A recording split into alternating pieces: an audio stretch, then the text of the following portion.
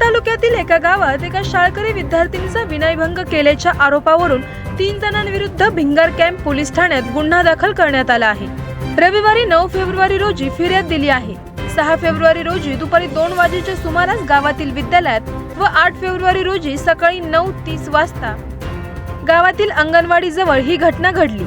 त्याच गावातील एका अल्पवयीन मुलासह त्याचे वडील व आणखी एक इसमाविरुद्ध हा गुन्हा दाखल झाला आहे। फिर्यादीच्या 13 वर्षीय मुलीचा तिच्या वर्गातील अल्पवयीन मुलाने छेड काढून विनयभंग केला।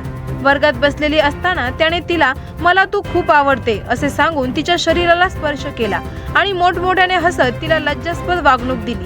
तसेच 8 फेब्रुवारी रोजी संशयित आरोपी मुलाचे वडील व आणखी एका व्यक्तीने गावातील अंगणवाडी जवळ विद्यार्थिनीला अडवले, तिचे केस धरून मारहाण केली, तोंडावर चापट मारली आणि धमकी दिली असल्याचे फिर्यादीत नमूद केले आहे। अधिक तपास पोलीस अंमलदार इंगळे करत आहेत। आवाज जनतेचा न्यूजसाठी प्रतिनिधी शेख शफीक मनियार।